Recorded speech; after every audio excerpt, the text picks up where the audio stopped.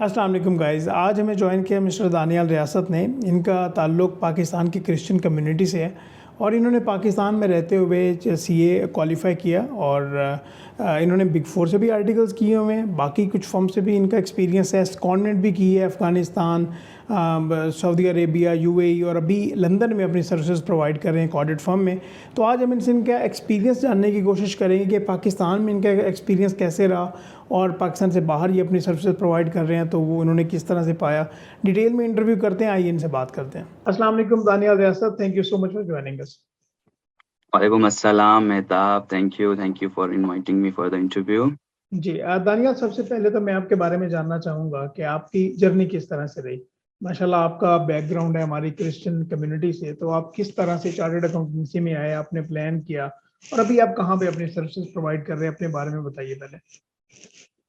Well ये बहुत broad question आपने पूछा। सो वेल मेरा ताल्लुक, जैसे आपने बताया, मेरा ताल्लुक पेशावर से है और मैंने एक सरकारी स्कूल से पढ़ा है, मतलब कोई बहुत ज़्यादा हाई फाई स्कूल से नहीं। इसी तरह मैंने एडवर्ड्स कॉलेज से अपनी एफएसए की। मुझे शुरू से शौक था कि मैं इंजीनियरिंग करूं और इंजीनियरिंग में दाखला लूं और एक सरकारी या स्पेशली यूएटी से, जो कि हर एक इंजीनियर का ख्वाब होता है, वहाँ से इंजीनियरिंग करूं। लेकिन आफ्टरवर्ड्स जब मुझे सीए का पता लगा और दोस्तों ने बताया कि सीए भी कोई चीज़ है, और लाइक उस वक्त कुछ नहीं था पता, गाइडेंस की भी कमी थी, ये सब कुछ। उसके बाद मैंने सीए ज्वाइन किया।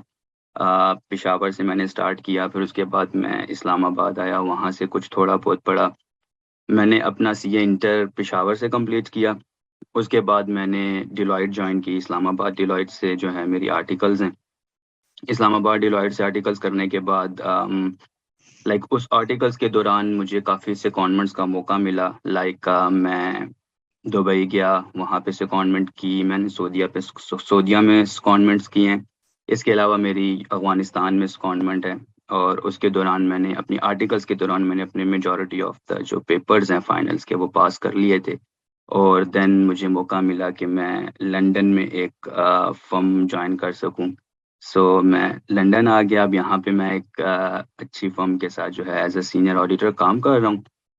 और मैंने अपना जो सीए है वो इस अटेम्प्ट में जो है वो क्लियर किया है। और मैं लंदन से जो है वो पाकिस्तान गया था सिर्फ और सिर्फ अपने एग्जाम अटेम्प्ट करने। लाइक ये बहुत बड़ी एक वेजर था मेरे लिए। लाइक मुझे आए हुए सिर्फ 2 महीने हुए थे, लेकिन मेरे लास्ट 2 पेपर्स रहते थे। लेकिन मैं डिटर्मिन था कि मैंने ये एग्ज़ाम्स जो हैं ये क्लियर करने हैं। और मैंने fly back Pakistan and I passed. So खुदा खुदा का बहुत शुक्र है कि अभी मैं मतलब क्वालिफाइड हूँ, एक अच्छी फर्म में जो है वो जॉब भी कर रहा हूँ। वेल मेरी जर्नी जो है वो इतनी सिंपल, इतनी इजी है नहीं। लाइक मैं कोई इतनी अच्छी बड़ी फाइनेंशियली सक्सेसफुल फैमिली से बिलोंग नहीं करता था। So like from the very beginning जब मैंने होश संभाला तो हमें सिर्फ पढ़ाई ही नहीं थी करनी, या हमें ऐसा नहीं था कि पढ़ना है और होमवर्क करना है और थोड़ी सी जो बच्चों वाली एक्टिविटीज़ होती हैं वो करनी है और उसके बाद सो जाना है। बल्कि हमें पढ़ना भी था, हमें काम भी करना था और साथ में अपने और भी जो है वो मामूलात देखने थे। मैं आपको बताऊं मेहताब, लिटरली मेरे अ, मैंने हर किस्म का काम जो है वो किया। मतलब from the very young age मैं वेटरिंग करता था। लाइक ये जो वेडिंग हॉल्स में आप देखते हैं हमारे भाई भाग दौड़ कर रहे होते हैं अपने मेहमानों को सर्व करने के लिए, मैंने वो किया। इसके अलावा मैं वाइट वॉश का काम करता रहा। लाइक छोटा सा था लेकिन हेल्पिंग हैंड था मैं। जो उस्ताद होता था उसके पीछे पीछे भागना, उसको ब्रश ला के देना, उसको पेंट की बाल्टी शाल्टी ये सब कुछ करता था। इसके अलावा फिर जब मैं थोड़ा सा 9th 10 में आया, फिर उसके बाद मैंने ट्यूशन्स जो हैं वो स्टार्ट की। और मैं जो है वो होम ट्यूशन्स भी देता था। इसके अलावा मैं अकेडमीज में भी जाता था ट्यूशन पढ़ाने। और ये सब इसलिए नहीं कि मैं अपनी ख्वाहिशात पूरी कर सकूं उन पैसों से जो मैं वहाँ से अर्न करता था, बल्कि ये सब इसलिए था कि मैं अपने अखराजात जो हैं वो पूरे कर सकूं, अपनी फीसेस जो हैं वो दे सकूं, अपने जो छोटी छोटी ज़रूरियात हैं अपनी पढ़ाई को लेके या जर्नल लाइफ में जो होती हैं वो पूरी कर सकूं। सो इस दौरान मेरी मदर जो है वो मेरे लिए बहुत बढ़िया जो है वो हेल्पिंग हैंड रही हैं, और वेल आज मैं जो कुछ भी हूँ मैं सारा क्रेडिट उन्हीं को जो है वो देता हूँ। या दैट्स इट। ऑल राइट, माशाल्लाह, ये तो बड़ी आपने इंस्पायरिंग अपनी ये जर्नी शेयर की है। तो अच्छा ये बताइएगा कि अभी आपने बताया कि जिस तरह से आपने क्वालिफाई किया और मुख्तलिफ कंट्रीज में भी आप रह चुके हैं, तो ये बताइएगा कि पाकिस्तान में, मैं आपसे ये जानना चाहूँगा कि थोड़ा सा हम डिफरेंट करते हैं इस इंटरव्यू को, और ट्रेनिंग के दौरान आपने क्या माइंडसेट देखा ट्रेनिंग्स का? तो क्या डिफरेंट माइंडसेट होता है कि यार हमें तो बड़े अच्छे क्लाइंट्स पे नहीं भेजा जा रहा, क्या हम हमें बेहतर अपॉर्चुनिटीज मिलनी चाहिए, तो आप इसको किस तरह से आंसर करेंगे? बहुत ज़्यादा जो है वो ट्रेनिंग्स के साथ जो है वो गुज़र बसर है। बहुत बहुत ही रेलेवेंट क्वेश्चन जो है वो आपने पूछा है। वेल मेरी जब मैंने आर्टिकल स्टार्ट की थी तो मेरी फर्स्ट एवर फर्म जो थी वो बहुत ही छोटी फर्म थी, जो कि टॉप 10 में भी नहीं आती पाकिस्तान में। और वहाँ से मैंने इंटर्नशिप की, तब मेरा इंटर भी नहीं था रहता। फिर उसके बाद मैंने एक टॉप 10 फर्म जॉइन की पाकिस्तान में, इस्लामाबाद में। उधर 6 महीने काम करने के बाद फिर मुझे जो है वो वीडियोज़ में आर्टिकल्स करने का जो है वो मौका मिला। वेल मैं उन 3 फर्म्स के जो ट्रेनीज़ हैं, और प्लस जो फिर ये इंटरनेशनल फर्म्स में जो एक्सपीरियंस एसोसिएट्स होते हैं या ट्रेनी हायर्स होते हैं, इनके माइंडसेट को अगर कंपेयर करूँ तो आई मीन इसमें इवन जो पाकिस्तान की 3 फर्म्स हैं, उनमें ट्रेनीज़ का माइंडसेट आपको 90% सेम मिलेगा। वेल जब जब आप फर्म में इंडक्ट होते हैं तो लोगों की ट्रेनीज़ की ये सोच होती है कि मुझे अच्छे से अच्छे क्लाइंट पे भेजा जाए। लाइक अगर फर्म में पूल्स बने हुए हैं, ग्रुपिंग्स हुई हुई हैं, तो ट्रेनी की जो होती है वो कोशिश होती है कि वो उस ग्रुप में जाए जिस ग्रुप में सबसे अच्छे क्लाइंट हैं। लाइक ऑडिट जो है ये प्रोग्रेसिव लर्निंग है। लाइक ये ऐसा नहीं है कि आप फौरन से अगर फर्म ज्वाइन करते हैं तो आपको टेक्निकल जो है वो हेड्स दे दिए जाते हैं करने के लिए, या आपको आपने फौरन से फर्म ज्वाइन कर ली तो आपको रेवेन्यू दे दिया जाएगा कि आप ये कर लो। लेकिन जब ट्रेनी ज्वाइन करता है तो उसकी कोशिश यही होती है कि मुझे टेक्निकल से टेक्निकल हेड दे दिए जाएं। हालांकि 3.5 साल का अरसा कोई छोटा नहीं होता। मतलब मैं अपने जो अभी मेरे जो जूनियर्स हैं या जो मेरे बाद में आने वाले फ्रेशर्स हैं, उनको मैं यही बताता हूँ कि ये जो 3.5 साल का अरसा है, इसमें फर्म आपको काम सिखाएगी।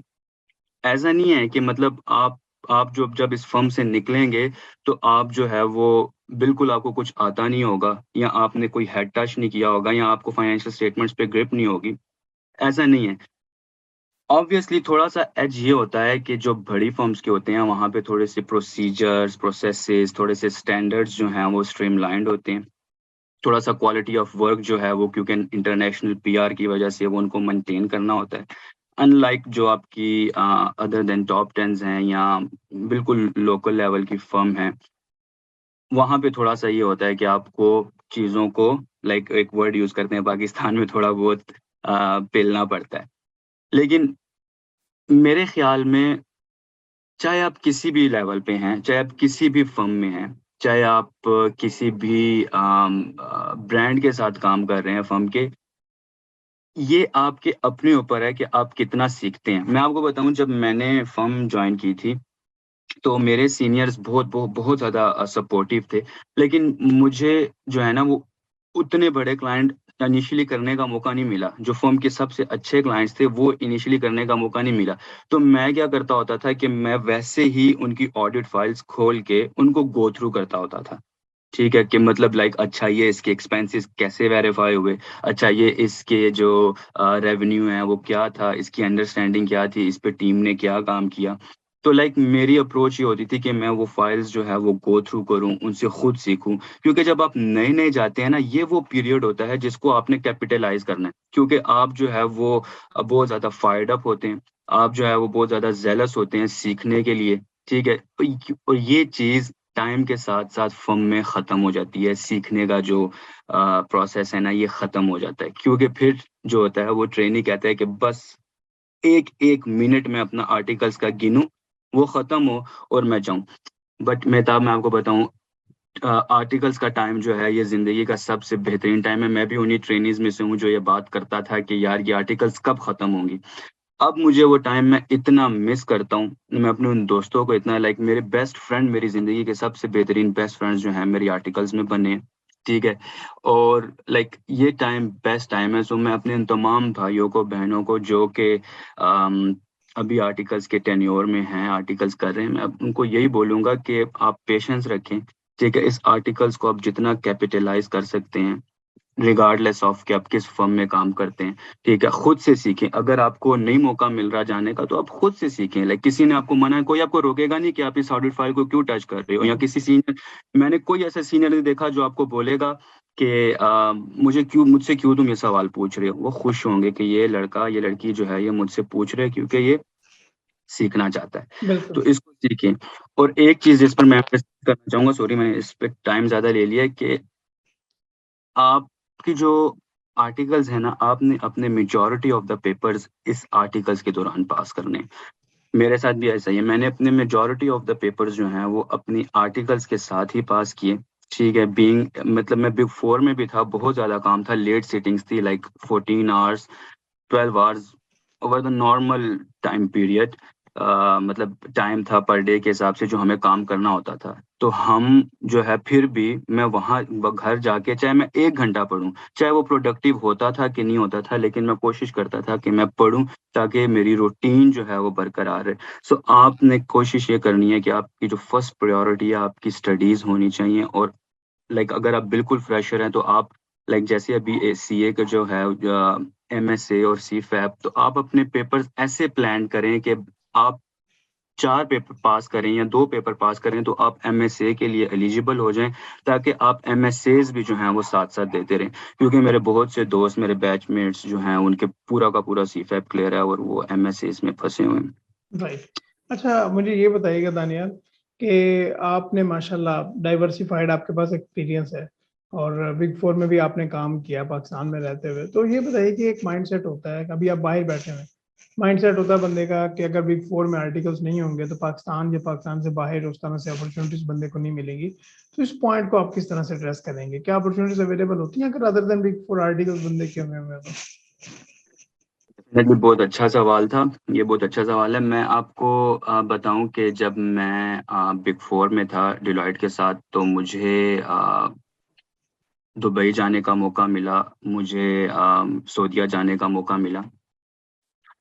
आप यकीन करें कि वहाँ पे ऑब्वियसली जो मतलब अपार्ट फ्रॉम जो अदर मसले मसाइल है वीज़ा और ये सब के, अगर थोड़ा-सा कॉम्पिटेंस लेवल पे मैं बात करूँ, तो पाकिस्तान से एक बंदा जिसकी लोकल फर्म से भी आर्टिकल्स हैं ना, वो बहुत अच्छा काम करता है बनिस्बत जो कि ग्रेजुएट हायर्स मिडल ईस्ट में हैं, या जो ग्रेजुएट हायर्स यहाँ पे लंदन में हैं। और लोग सोचते हैं कि मतलब कि मेरे साथ बिग 4 का नाम नहीं होगा तो मुझे बाहर मौका नहीं मिलेगा। मेरे बहुत से दोस्त हैं जो अभी दुबई में बैठे हुए हैं और उनकी जो आर्टिकल्स हैं वो लोकल फर्म से हैं। लेकिन उनके अंदर एक चाह थी कि वो बाहर काम करें। लाइक वो लोग क्लियर थे कि मैंने बाहर काम करना है, ठीक है? मैंने बाहर जाके जो है वो अर्न करने हैं या पैसे कमाने हैं या जो भी उनकी रीज़न थे, लेकिन वो इस चीज़ के लिए क्लियर थे। वो आज बैठे भी हुए हैं बाहर। अगर वो यूरोप में नहीं भी हैं, अगर वो वेस्ट में नहीं भी बैठे तो वो एटलीस्ट मिडल ईस्ट तक पहुँच चुके हैं। और एक वक़्त आएगा कि जब वो मिडल ईस्ट से निकल के यूरोप भी चले जाएँगे और वेस्ट भी चले जाएँगे। ये जो लोग मेरे भाई या बहन जो पाकिस्तान में सोचते हैं कि मेरे साथ बिग 4 का नाम नहीं है या मेरे साथ कोई ब्रांड नहीं है, तो मैं बाहर नहीं जा सकता। तो वो लाइक एक कन्फ्यूज़्ड माइंड को जो है वो आगे लेकर चल रहे होते हैं। उनको खुद नहीं पता होता कि मैंने बाहर जाना भी है कि मैंने बाहर नहीं जाना, ठीक है? तो क्या करते हैं कि वो जब उनको एक जॉब जो है वो मिल जाती है पाकिस्तान में, तो वो उसके साथ जो है वो कंफर्टेबल हो जाते हैं, राइट। अपनी कंफर्ट ज़ोन में चले जाते हैं, ठीक है? पैसे आने शुरू हो जाते हैं, ठीक है? सिस्टम चलना शुरू हो जाता है। तो उसके बाद उनके बाहर जाने की या मतलब ये अच्छी बुरी बात नहीं है, अच्छा है। ऑब्वियसली अगर सारे बाहर चले गए तो पाकिस्तान की इकोनॉमी कौन चलाएगा? लाइक पाकिस्तान को भी अकाउंटेंट्स चाहिए। लेकिन मैं ये स्पेसिफिकली उन लोगों की बात कर रहा हूँ जो बाद में फिर ये कहते हैं कि भाई मुझे बाहर जाने का मौका नहीं मिला कि मेरे साथ बिग 4 का नाम नहीं था। राइट। क्योंकि आप अपने कंफर्ट ज़ोन में चले गए थे, हुँ। फिर आप वहां से निकलना मुनासिब ही नहीं समझा। हाँ, बंदे की मजबूरियां ऐसी बन जाती हैं कि बंदा निकल ही नहीं सकता बिल्कुल। हाँ, एक कंफर्ट जोन, और दूसरा उसमें फैक्टर ये आ जाता है कि ऑब्वियसली मतलब एक बंदा, अगर जैसे मेरा फाइनेंशियल बैकग्राउंड था, अगर कोई मेरे बैकग्राउंड से आता है, ठीक है, मेरी तरह के बैकग्राउंड से आता है, तो ऑब्वियसली जब घर का सिस्टम चलने शुरू हो जाता है तो बस फिर अम, मजबूरी बन जाती है कि मतलब घर वालों की एक्सपेक्टेशंस बन जाती हैं कि हाँ भाई अब घर का सिस्टम चलेगा, अब पैसे आएंगे और सारे मसले मसाइल जो हैं वो हल राइट, होंगे। राइट। आपको तो पता है कि पाकिस्तान में एक ये भी परसेप्शन है कि जो बंदा सीए में है तो बस उसकी जो है वो, फिर उसने जो है ना महीने के लाखों जो है वो घर में लेकर आने ही है। ऑब्वियसली ये थोड़ा सा गैप है, अंडरस्टैंडिंग गैप है बिटवीन ले मैन और जो एक्चुअली फील्ड में काम कर रहे हैं, लेकिन एक्सपेक्टेशंस होती हैं फैमिली की। तो लाइक मैं सिर्फ यही बोलना चाहूंगा कि मतलब इस माइंडसेट को लेके चलना कि मतलब मैं अगर बिग फोर में नहीं हूँ। देखिए, big four was is not the end. मैंने अपनी आर्टिकल्स, जब यकीन करें कि मैंने बहुत छोटी फर्म जो है वो ज्वाइन कर ली थी, जैसे कि मैंने आपको बताया, मुझे मुझे फिर टॉप 10 का मौका मिला, मैं वहां चला गया, ठीक है। उधर मैं बहुत खुश था, मैं अपना बेस्ट दे रहा था, लेकिन मुझे जब मौका मिला बिग फोर में मूव होने का तो मैं वहां मूव हो गया। मैंने बिग फोर को एंड मैंने बिग फोर में पहले बहुत अप्लाई किया, हाँ, मुझे नहीं मौका मिला, ठीक है, राइट। लेकिन मैंने बिग फोर को एंड नहीं समझा। ठीक है, big four is not the end. मुझे मुझे मेरे चंद एक सीनियर्स ने ये बात बताई थी कि ये मैं उन्हीं की लाइन कोट करूं कि big four is not the end. और ये बात वाकई ही में सच है। अगर आप में पोटेंशियल है, अगर आप वाकई में कुछ करना चाहते हैं, तो आप लोकल फर्म में भी रह के कुछ कर सकते हैं। और इवन अगर आपने बाहर आना है, आपने पाकिस्तान में अपनी प्रैक्टिस स्टार्ट करनी है, अगर आपने पाकिस्तान में अपनी कोई अच्छी जॉब करनी है, आपको जरूर जो है वो मौका मिलेगा। राइट। अच्छा, मुझे ये बताइएगा कि अभी आप लंदन में जॉब कर रहे हैं आपकी, तो पाकिस्तान में ये जिस तरह हमारा ट्रेडिशनल माइंडसेट होता है, चलिए रिपोर्टिंग है या अकाउंटिंग है, उसको एक ट्रेडिशनल वे से हम लेके चल रहे होते हैं, तो वहाँ पे आपने देखा होगा कि टेक्निक्स डिफरेंट होंगी, डेटा को किस तरह से देखना है। यहाँ पे देखा जाए तो हमारी फर्म्स में उतनी फैसिलिटीज, सब, मैं ये नहीं कह रहा कि सभी फर्म्स में नहीं होती, but most of the cases में बच्चों के पास लैपटॉप्स नहीं है, उनको ये नहीं पता कि अब इवन एक्सेल को किस तरह से हमने यूज करना है। तो आप इस पॉइंट को किस तरह से एड्रेस करते हैं कि हमने ट्रेडिशनल सोच से निकल के अपने आप को एडवांस किस तरह से करना है, क्योंकि स्किल्स भी साथ साथ उतनी ही इम्पोर्टेंट है जितनी के साथ एजुकेशन है या अपने आप को डेवलप करना है। बिल्कुल सही आपने बताया ये बात, बिल्कुल मैं इससे एग्री करूंगा। अनफॉर्चुनेटली पाकिस्तान इस लिहाज से थोड़ा सा पीछे है कि हमारे पास वो मॉडर्न टेक्निक्स और वो अम, मतलब डेटा एनालाइजर्स नहीं है जो कि यहाँ पे हम यूज़ करते हैं या इवन मिडिल ईस्ट में हम यूज़ करते थे। पाकिस्तान में जो इवन मैं आपको बताऊं बिग फोर भी है, वो भी उस लेवल तक जो है बिग फोर की प्रैक्टिसेस फॉलो नहीं करती। लाइक फॉर एग्जांपल जैसे कि दूसरे रीजन्स में होती है, तो पाकिस्तान उस जोन में आता है जहाँ पे लास्ट में जाके जो है चीज़ इम्प्लीमेंट होती है। वहाँ पे भी इस तरह की प्रैक्टिसेस फॉलो नहीं होती हैं।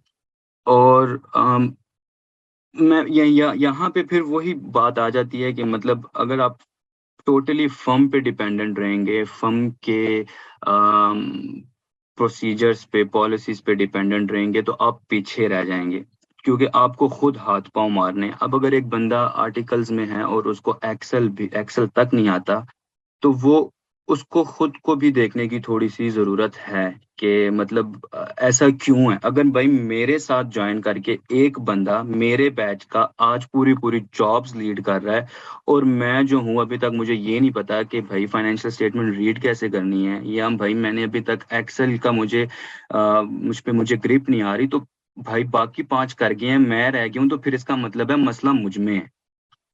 ठीक है। और और ऑब्वियसली मतलब मैं दुआ ही करता हूँ कि पाकिस्तान से अब जैसे कि एक बिग फोर चली गई है, और लाइक दिल भी दुखता है इन चीज़ों से। लाइक अपॉर्चुनिटीज जो हैं वो ख़त्म होती हैं ऑब्वियसली। मतलब जो जो प्रैक्टिसेस बिग फोर की हैं या जो अदर टॉप 10 की हैं बाहर, वो पाकिस्तान में तो फॉलो नहीं होती, लेकिन एक एक नाम होता है कि हमारे मुल्क में भी बिग फोर काम कर रही है या और प्रैक्टिसेस जो हैं वो काम कर रही हैं। तो मतलब मैं इन लोगों को ऐसे जो बच्चे हैं या ऐसे जो फ्रेशर्स हैं कि मतलब आप उनको मैं यही बोलूंगा कि आपने जो है वो बिल्कुल डिपेंडेंट नहीं रहना कि मुझे सिर्फ फर्म पे ही डिपेंडेंट रहना है या मुझे सिर्फ और सिर्फ जो है वो अपने सीनियर्स पे ही डिपेंडेंट रहना है। आपको खुद फॉर्म पड़ेंगे जी सीख। जी दानियाल, तो थैंक यू सो मच कि आपने बड़े अच्छे आंसर्स दिए इन क्वेश्चंस के। तो आई होप कि फ्यूचर में भी हम आपसे ज़रूर कांटेक्ट करते रहेंगे और आप हमें जहाँ पे हमें गाइडेंस की ज़रूरत हुई, आपके एक्सपीरियंस शेयर करने की, तो आप हमें ज़रूर आएंगे। जी जी, थैंक यू।